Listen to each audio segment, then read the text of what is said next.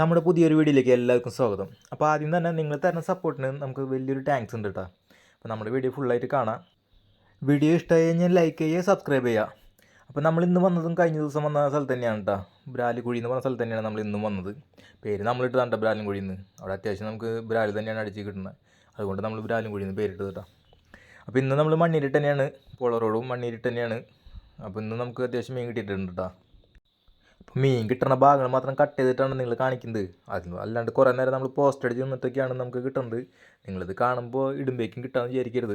നമ്മൾ കിട്ടുന്ന ഭാഗങ്ങൾ മാത്രം കട്ട് ചെയ്ത് കാണിക്കുന്നതാണ്.